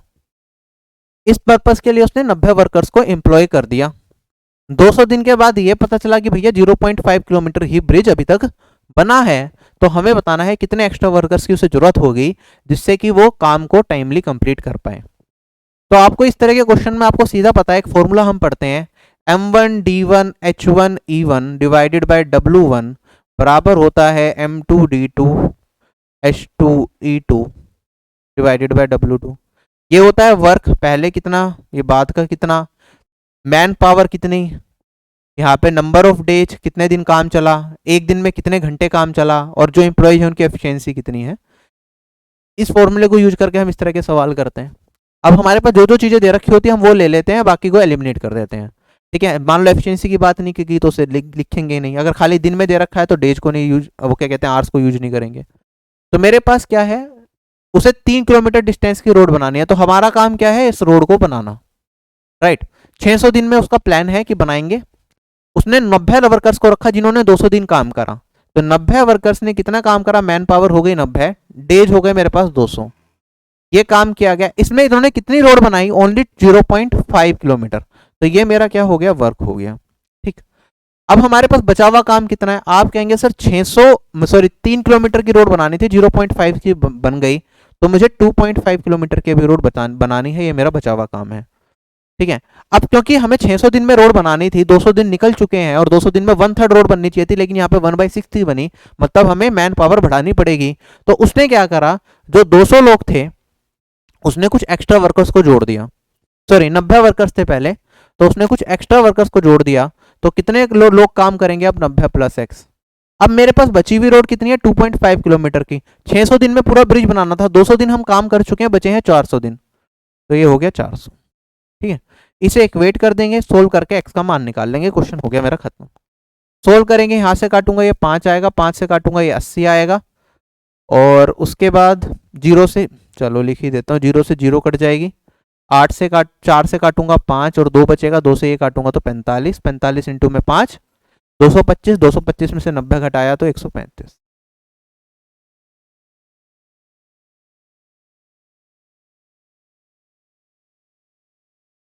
एक क्वेश्चन पाइप्स एंड सिस्टम का आया था, एक ही क्वेश्चन, बहुत ही कम क्वेश्चन थे पाइप सिस्टम के, देख लो, मुश्किल सवाल नहीं है, हो जाएगा। Okay Arun, I will use English in while saying numbers, ठीक है, आदत पड़ी हुई है हिंदी में नंबर्स बोलने की, तो डेट्स वाई। चलो, हमारे पास क्या है, 3 टैप्स हैं, ए बी और सी, एक टैंक से जो जुड़े हुए हैं।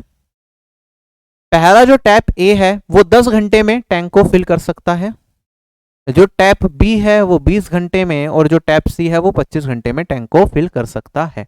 जब भी ऐसा दे होता है, सबसे पहले हम टाइम को लिख देते हैं। तीनों टैप्स को हमने साथ में खोल दिया, 2 घंटे आफ्टर 2 आवर्स, 2 आवर्स के बाद टैप सी को हमने क्या करा, क्लोज कर दिया। ठीक है, ए और बी चलते रहे। स्टार्टिंग से 4 आवर्स के बाद हमने टैप बी को भी बंद कर दिया, और बाकी का जो टैंक फिल किया गया वो टैप ए के द्वारा फिल किया गया। तो हमें बताना है percentage of work done by tap A alone. कैसे सोल्व करेंगे, आप कहेंगे सर सबसे पहले तो टोटल वर्क क्या हो जाएगा, इन टाइम के टाइम की एफिशिएंसी, टाइम का एलसीएम 10, 20 और 25 का एलसीएम कितना आएगा, 100 आएगा। एफिशिएंसी की बात करूंगा, ए की एफिशिएंसी 10 हो जाएगी, बी की एफिशिएंसी मेरे पास यहाँ पे 5 हो जाएगी, और सी की एफिशिएंसी मेरे पास 4 हो जाएगी। हमें बताना है ए ने कितने परसेंट काम किया, ए का वर्क कितना परसेंटेज है टोटल वर्क का, तो टोटल वर्क 100 है, तो मुझे बस इतना बताना है कि ए ने कितना काम किया। तो मैं क्या करूंगा, टोटल काम में से बी और सी का काम घटा देते हैं। कहता है कि 2 घंटे के बाद टैप सी को बंद कर दिया, तो 2 घंटे में टैप सी ने कितना काम करा होगा, 2 इंटू 4, 1 घंटे में 4 काम करता है, 2 घंटे में 2 इंटू 4 काम करा। अगर मैं बी की बात करता हूँ, बी को स्टार्टिंग से 4 घंटे के बाद बंद किया गया, तो 5 इंटू में 4, ये काम बी ने किया होगा, तो 20 और 8 28, बी और सी का जो टोटल काम है वो 28 है हमारे पास, तो रिमेनिंग वर्क कितना है 72, ये ए ने किया होगा, तो 100 का बात 72 काम किया ए ने 100 में से, तो कितने परसेंट काम किया, 72%। ये हमारा क्या आएगा इस क्वेश्चन का आंसर। करो ये वाला question try, time speed and distance start हो रहे हैं, बेसिक से सवाल है। सबसे पहला सवाल आसान है, क्या है इस क्वेश्चन का आंसर, 3.6, बहुत अच्छा। देखो क्वेश्चन में क्या कहता है, सिंपल इस क्वेश्चन को डायरेक्टली किया जा सकता है। एक पुलिसमैन है जिसने एक चोर को देखा जो 400 मीटर की दूरी पे था, तो यहाँ पे आप पुलिसमैन हैं और यहाँ पे एक चोर है जिनके बीच की दूरी 450 मीटर की है। कहता है पुलिसमैन ने उसे तेज करना स्टार्ट किया, दोनों ने साथ में भागना एक तरीके से स्टार्ट किया। जो स्पीड का रेशियो है पुलिसमैन का और चोर का और पुलिसमैन का, वो 7:8 है। तो थीफ भागेगा 7 की स्पीड से और जो पुलिसमैन भागेगा वो 8 की स्पीड से भागेगा। ठीक है, हमें बताना है कि कितने डिस्टेंस के बाद पुलिसमैन थीफ को कैच करता है। तो पुलिसमैन को क्या करना पड़ेगा, थीफ से 450 मीटर ज़्यादा भागना पड़ेगा, ये हमें समझ में आता है। अब देखो जब दोनों सेम टाइम पे भाग रहे हैं तो दोनों क्या सेम टाइम के लिए भागे होंगे, यहाँ पे थीफ ने भागना स्टार्ट किया, यहाँ पे पुलिसमैन ने भागना स्टार्ट किया, दोनों ने टी टाइम तक भागा होगा और यहाँ पे ये चेज कंप्लीट हुआ होगा। तो अगर टाइम कांस्टेंट हो गया मेरे पास, तो मुझे पता है डिस्टेंस मेरा क्या होता है, डायरेक्टली प्रोपोर्शनल टू स्पीड होता है। तो अगर स्पीड का रेशियो 7:8 है तो डिस्टेंस का रेशियो भी क्या होगा, 7:8 रहा होगा। मतलब अगर थीफ ने 7 रेशियो डिस्टेंस भागा होगा तो पुलिस ने 8 रेशियो डिस्टेंस भागा होगा। पुलिस ने कितना डिस्टेंस ज्यादा भागा थीफ से, 1 रेशियो डिस्टेंस ज्यादा भागा। और पुलिस को कितना ज्यादा भागना था थीफ से, 450 मीटर ज्यादा भागना था जिससे कि वो उसे पकड़ पाए। तो 1 रेशियो 450 के बराबर है, 8 रेशियो किसके बराबर हो जाएगा, 8 इंटू में 450, ये मेरे पास बराबर हो जाएगा 360। ये मीटर में है 3600 मीटर, किलोमीटर में कन्वर्ट करेंगे तो 3.6 किलोमीटर। क्वेश्चन हो गया खत्म। चलें आगे। 3.15 नहीं आएगा, वो थीफ का डिस्टेंस आएगा। हमें तो पुलिस का डिस्टेंस निकालना था, हमसे पुलिस का पूछा था लास्ट में, कितने टाइम कितने डिस्टेंस के बाद बचा गया। धीरज मैंने इस चीज के बारे में बोला था टीम को, ठीक है, पता नहीं 1-2 दिन से ये इशू आ रहा है, जल्द से जल्द रिजोल्व हो जाना चाहिए। अब ये सिंपल क्वेश्चन है हमारे पास, चेजिंग वाले हुंड्स एंड हेयर टाइप का क्वेश्चन जो मैंने कराया था, बड़े आराम से देखेंगे। क्वेश्चन में कहता है A is chasing B in the same interval of time, ठीक है, ए बी को चेज करता है सेम टाइम पे, दोनों एक तरीके से भागना स्टार्ट करते हैं, ये सब कहने का मतलब है, ठीक है। कहता है A jumps 8 times while B jumps 6 times.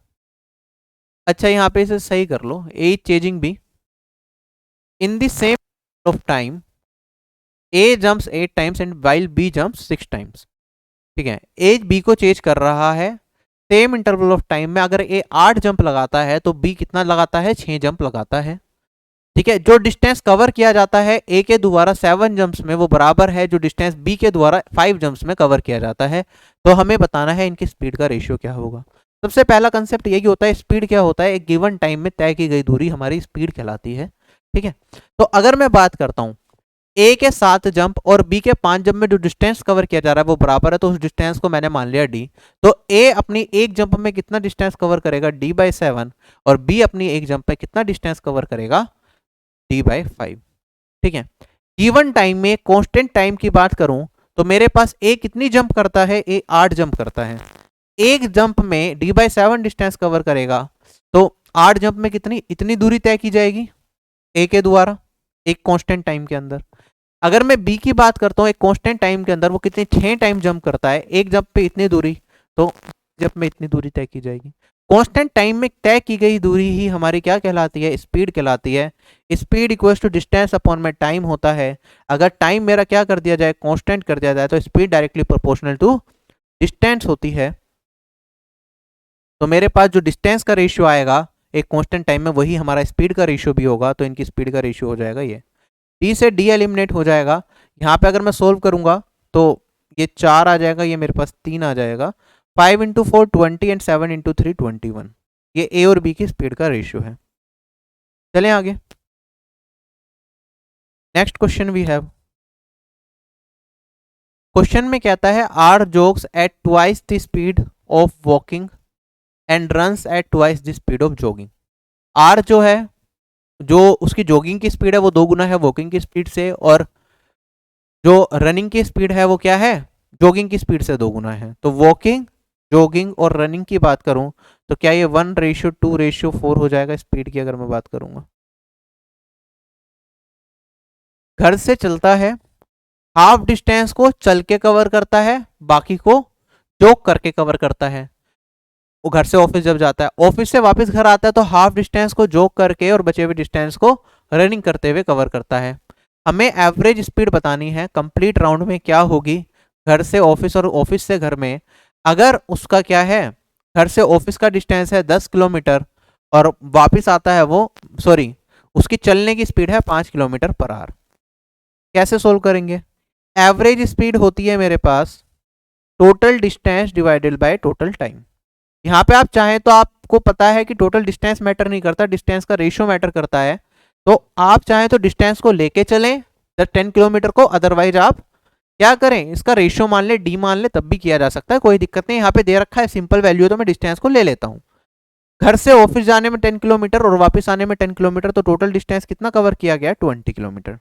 Time कितना लगेगा, घर से ऑफिस की दूरी है 10 किलोमीटर की, तो इसका आधा डिस्टेंस पहले कवर किया गया कुछ स्पीड से, फिर आधा अलग किया गया, तो 5 और 5 के इंटरवल्स में ब्रेक किया गया। कहता है 5 किलोमीटर किससे गया, चल के गया, चलने की स्पीड कितनी है 5 किलोमीटर पर आवर, तो 5, इतना टाइम लगा होगा। फिर बचा हुआ जो डिस्टेंस है वो जॉगिंग करके पूरा करा, जॉगिंग की स्पीड डबल है, तो ये 5 थी तो ये 10 हो जाएगी और ये 20 हो जाएगी, तो बचा हुआ डिस्टेंस 10 की स्पीड से कवर किया। फिर आगे वापस आते टाइम आधा डिस्टेंस किससे कवर किया, आधा डिस्टेंस जॉगिंग से कवर किया और बचा हुआ आधा डिस्टेंस रनिंग से कवर किया, तो ये हो जाएगा टोटल डिस्टेंस अपॉन में टोटल टाइम। हमारा क्वेश्चन खत्म हो गया, आप अपना आंसर निकाल सकते हैं। ठीक है, 5 को कॉमन लेके काटना चाहो तो आप इसे काट दोगे, मेरे पास बचेगा ये 4, ठीक है। उसके बाद 1/5, 1/10, 1/10 प्लस 1/10, 1/5, तो ये 2/5 बनेगा यहाँ से लेके यहाँ तक, और मेरे पास बनेगा ये 1/20। सोल्व करूंगा, क्या वैल्यू आएगी? एलसीएम ले लिया अगर मैंने इसका, तो B20 एलसीएम आ जाएगा, ऊपर चला जाएगा, 4 इंटू 20 बन जाएगा, ये 8 + 1 9 हो जाएगा। 80/9 मेरा इस क्वेश्चन का आंसर है। नेक्स्ट क्वेश्चन वी हैव, कहता है राम एक पॉइंट ए से स्टार्ट करता है और एक पॉइंट है बी, वहां पे पहुंचता है, यहां से स्टार्ट करेगा 8 AM पे और यहां पे पहुंचेगा बी पे 2 PM पे। तो कितना हो गया? 8 और 4 12, और 12 के बाद 2 और, मतलब 6 घंटे क्या लग रहे हैं राम को ए से बी जाने में लग रहे हैं, ये हमें दे रखा है। आगे बढ़ते हैं। से उसी दिन राजू क्या करता है, बी से स्टार्ट करता है 8 PM पे, बी से स्टार्ट करेगा 8 AM पे, और ए पहुंचेगा 6 PM पे, ए पे पहुंचेगा 6 PM पे। ठीक, तो इसे कितना टाइम लग गया? 4 और 6 10 घंटे लग गए। ये दोनों एक ही स्ट्रेट लाइन से सेपरेट हो रखे थे, तो मतलब सेम ही डिस्टेंस दोनों कवर कर रहे हैं। हमें बताना है दोनों कितने टाइम पे मिलेंगे। तो ये यहाँ से इधर जा रहा है, ये यहाँ से इधर जा रहे हैं, तो एक पॉइंट होगा बीच में जहाँ पे इन दोनों का मिलन होगा। तो कितने टाइम पे ये मिलेंगे हमें बताना है। अब देखो, आप ध्यान अगर दें तो दोनों का स्टार्टिंग टाइम क्या है? सेम है, ये भी 8 बजे निकल रहा है और ये भी 8 बजे। क्या मैं इस जो डिस्टेंस कवर किया जा रहा है इसे वर्क की फॉर्म में देख सकता हूँ? मैं कह सकता हूँ इसका काम है, पहले पर्सन का जो राम है, कि उसे एक काम पूरा करना है, ए से बी तक जाना है, जिसमें उसे कितना टाइम लग रहा है? 6 घंटे। मेरे पास दूसरा पर्सन कौन है? दूसरा पर्सन है राजू, जिसे क्या करना है? बी से ए पे जाना है, उसे कितना टाइम लगेगा? 10 घंटे। काम तो सेम ही है, इतनी दूरी राम को कवर करनी है, इतनी ही राजू को करनी है। तो किस टाइम पे वो दोनों मिलेंगे? क्या मैं कह सकता हूं दोनों का काम बेसिकली, हमसे टाइम जो पूछा है वो क्या है, मुझसे वो टाइम बता दो जब ये पूरी की पूरी दूरी दोनों से मिलकर कवर की जाएगी। राम इतनी दूरी कवर कर ले, राजू इतनी दूरी कवर कर ले, तो जो मेरा पूरा का पूरा काम है वो कंप्लीट हो जाएगा। टाइम एंड वर्क की फॉर्म में लिख सकता हूं मैं इसे। तो मैं इसे इस तरीके से अगर देखूं कि राम एक काम को 6 घंटे में और राजू उसी काम को 10 घंटे में कर सकता है, तो दोनों साथ मिलकर कितने टाइम में करेंगे? ये होगा 6 इंटू में 10 डिवाइडेड बाई 6 + 10। मेरे पास वैल्यू क्या आ जाएगी? 60/16। तो मेरे पास क्या कितना टाइम लगेगा इन्हें? 4 से काट दो, ये आ जाएगा 15/4। 3 घंटे प्लस 1/4, 1/4 को मिनट में कन्वर्ट करूंगा तो 45 मिनट आ जाएगा। सॉरी, 3/4 को करूंगा तो 3 घंटे, स्टार्ट करने के 3 घंटे 45 मिनट के बाद काम कंप्लीट होगा, मतलब दोनों का मिलन होगा। स्टार्ट कितने बजे करा था? 8 बजे। 3 घंटे 45 मिनट जोड़ दिए जाएं तो 11:45। चलें क्या आगे? आप इस तरीके से इस क्वेश्चन को सोच सकते हैं, वरना बेसिक तो है ही मेरे पास, आप इसे बेसिक लेके चल लेते। मेरे पास कैसे करता मैं इस क्वेश्चन को सोल्व? मैं कहता मेरे पास यहाँ पे राम है और राजू है, राजू को जे मान लेता हूँ। ये पूरी जर्नी कवर करेगा 6 घंटे में, और मेरे पास राजू जो है वो पूरी जर्नी कवर करेगा अपने 8 घंटे में। ठीक है, तो मेरे पास जो टोटल डिस्टेंस है, ये मेरे पास क्या दे रखा है? टाइम दे रखा है। टोटल डिस्टेंस को इन दोनों का एलसीएम में 48 रेशियो मान सकता हूँ। क्या इनकी स्पीड का रेशियो आ जाएगा? इसकी स्पीड 8 रेशियो है, तो इसकी स्पीड मेरे पास कितनी आ जाएगी? ये वाली स्पीड मेरे पास आ जाएगी 6 रेशियो। ठीक है, 48 माना है, वरना आप 24 मान लेते, एलसीएम 24 आता तो ज़्यादा सही रहता। चलो कोई दिक्कत नहीं है, अभी अभी लिख लिया तो लिख दिया। मेरे पास जो कंबाइंड एफिशिएंसी हो जाएगी दोनों की, वो कितनी हो जाएगी मेरे पास? 14, ये 8 नहीं सॉरी 10 है, गलती कर दिया है तो ज़्यादा, ये 10 है, तो फिर 10 और 6 का एलसीएम ये आएगा 30। तो ये मेरे पास कितना हो जाएगा? 5 इसकी एफिशिएंसी, और इसकी एफिशिएंसी हो जाएगी मेरे पास।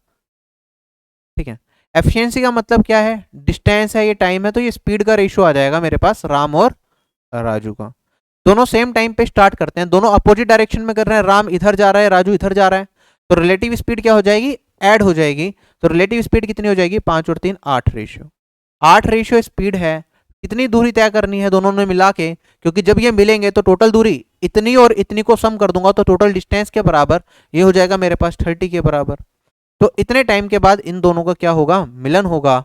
और ये अगर सोल्व करेंगे तो मेरे पास क्या आएगा? 4.25 मतलब सॉरी 3.75 मतलब 3 घंटे और 45 मिनट। तो 8 बजे से 3 घंटे 45 मिनट जोड़ देंगे तो 11:45 पे दोनों का मिलन होगा। चलें आगे। Next question we have simple, मेरे पास क्या क्वेश्चन है, ये एवरेज स्पीड का ही क्वेश्चन है, इतनी लंबी लैंग्वेज लेके बस टाइम लगवा रहे हैं और कुछ नहीं। कुछ स्टूडेंट्स हैं एक फील्ड ट्रिप पे गए, ठीक है, उन्होंने क्या करा, 6 किलोमीटर पर आवर की स्पीड से 2 घंटे ट्रेवल किया, फिर 2 किलोमीटर पर आवर की स्पीड से 1 घंटा चले, फिर ब्रेक लिया 1 घंटे का, फिर लंच लिया आधे घंटे का, उसके बाद 1 मीटर पर सेकंड की स्पीड से 1 घंटा चले, एक गार्डन पे पहुंचे, जहां तक पहुंचे फिर सेम डिस्टेंस उन्होंने वापस कवर करा 4 किलोमीटर पर आवर की स्पीड से 3 घंटे के अंदर। तो हमें बताना है एवरेज स्पीड क्या रही होगी उनकी।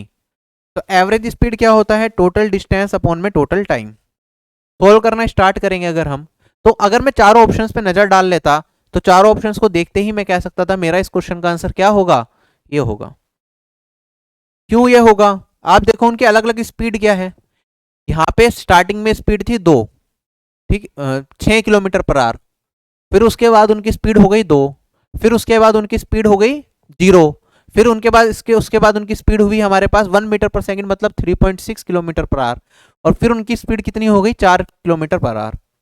तो जो मेरी उनकी एवरेज स्पीड रहेगी, एक बार बीच में 0 भी थी क्योंकि वो रुके भी थे, तो इसके बीच में रहेगी। तो मेरा आंसर क्या आ सकता है, 0 से 6 के बीच में वेरी करेगा, तो ये दोनों तो हो ही नहीं सकते, ठीक है, किलोमीटर पर आवर में। और अगर मैं बात करता हूं, और इनके बीच में 0.28 तो तब होता है जब मेरे पास जो बैठे रहते हैं, बहुत लंबे टाइम तक बैठे रहते हैं, बहुत थोड़े से टाइम के लिए वो बैठे हैं 1.5 घंटे के लिए, तो ये भी नहीं होगा, मेरा आंसर होगा ये ट्रू। तो ये आप लॉजिक से सोच सकते हो अगर कैलकुलेशन नहीं करनी।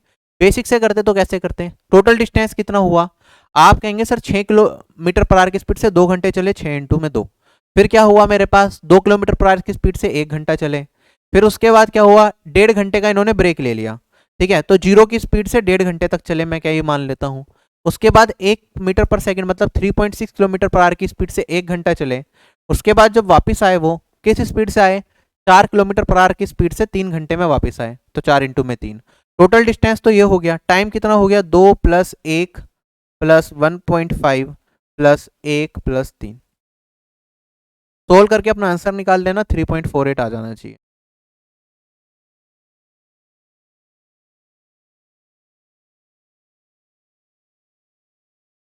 मॉक्स में क्वेश्चंस नहीं बन रहे तो आप जो पढ़ रखा है उसे बार बार रिवाइज करो, फिर मॉक्स में करने की कोशिश करो तो बनेंगे क्वेश्चंस।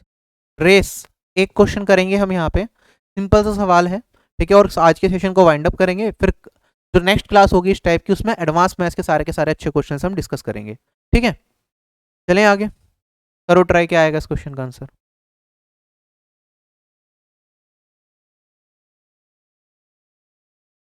क्वेश्चन में कहता है मेरे पास 1500 मीटर की रेस है, अगर व्हीकल पी व्हीकल क्यू को 200 मीटर का स्टार्ट दे दे तो व्हीकल पी रेस जीत जाती है 8 सेकंड से। अगर व्हीकल पी व्हीकल क्यू को 400 मीटर का स्टार्ट दे दे तो जो रेस है वो डेड हीट में खत्म होती है।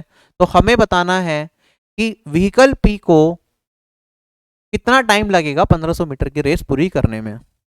अब देखो, करने को इसे ओरली कर सकते हैं जिनकी प्रैक्टिस अच्छी है, वो कहेंगे कि सर 200 मीटर का स्टार्ट दे दिया, ठीक है, तो मतलब व्हीकल पी को कितना दौड़ना है, व्हीकल पी को 1500 मीटर दौड़ना है, तो व्हीकल क्यू को 1300 मीटर दौड़ना रह गया, ठीक है, वो 1300 मीटर भी नहीं दौड़ पा रहा, वो 8 सेकंड से क्या हो रहा है, हार रहा है। लिख के ही समझा देता हूं, ज्यादा सही रहेगा। चलो, मेरे पास क्या है, 1500 मीटर का ट्रैक है, ठीक है, मेरे पास दो लोग हैं, एक व्हीकल पी है और एक व्हीकल क्यू है। व्हीकल पी क्योंकि जीतता है तो वो पूरा 1500 मीटर दौड़ेगा। अगर मैं व्हीकल क्यू की बात करता हूं, मेरे पास जो व्हीकल क्यू है उसे हमने 200 मीटर का स्टार्ट दिया, 200 मीटर का स्टार्ट देने का मतलब क्या है कि वो 200 मीटर आगे से रेस को स्टार्ट करेगा, ठीक है। पी ने यहां से रेस को स्टार्ट करा, व्हीकल क्यू ने यहां से रेस को स्टार्ट करा, और दोनों दौड़े कांस्टेंट टाइम के लिए, दोनों चले होंगे, मैंने मान लेता हूं टी टाइम के लिए। तो पी क्या करा, टी टाइम पे अपने डेस्टिनेशन पे पहुंच गया, लेकिन व्हीकल जो क्यू है उसे 8 सेकंड और लगी अपने डेस्टिनेशन पे पहुंचने पे, ठीक है। तो टी टाइम में जो मेरे पास व्हीकल क्यू है वो इतना दौड़ा है, व्हीकल पी इतना दौड़ा है। कहता है कि अगर व्हीकल पी 400 मीटर का स्टार्ट दे देता, मतलब यहां से 400 मीटर आगे से मेरा क्या करता, व्हीकल क्यू चलना स्टार्ट करता, तो दोनों के दोनों जो रेस खत्म होती वो डेड हिट पे खत्म होती। कहने का मतलब ये है कि यहाँ पे क्यू है मेरे पास, यहाँ पे पी है, पी टी टाइम तक चलेगा तो ये 1500 मीटर पूरा कवर कर लेगा, और व्हीकल क्यू यहाँ से स्टार्ट करेगा तो ये टी टाइम के अंदर 1500 मीटर पूरा का पूरा कवर कर लेगा। तो हमें बता दो कि व्हीकल पी की स्पीड क्या रही होगी।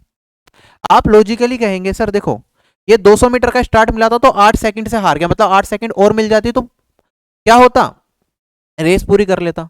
आप देखेंगे यहाँ पे 400 मीटर है तो सेम टाइम में दोनों के दोनों रेस को खत्म कर रहे हैं पी और क्यू। तो ये 8 सेकंड है, इसे अगर मैं इधर ले जाऊं तो मैं कह सकता था 200 मीटर का स्टार्ट दिया और उसके 8 सेकंड पहले दौड़ा दिया।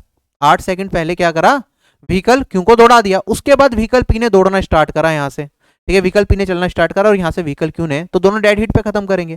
तो ये टोटल जो 400 मीटर है 200 मीटर आगे, तो 200 मीटर यहाँ पे एलिमिनेट हो गया, तो बचा हुआ जो 8 सेकंड है व्हीकल क्यू ने कितना दौड़ा होगा, क्या ये 200 मीटर दौड़ा होगा। अगर व्हीकल क्यू ने 200 मीटर दौड़ा है तो व्हीकल क्यू की स्पीड बता सकता हूं क्या मैं, ये हो जाएगी मेरे पास 200 भाग 8 और ये हो जाएगी मेरे पास कितना 25 मीटर पर सेकंड।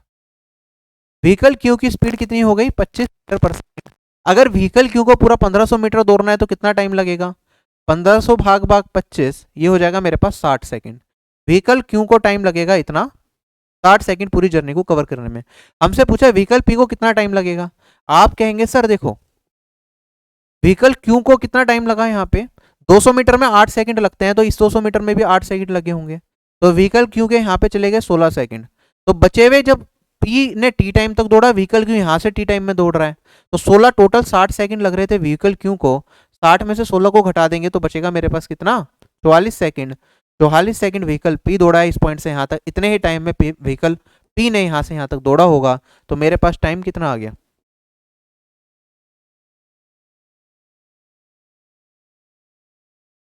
क्लियर है सभी लोगों को।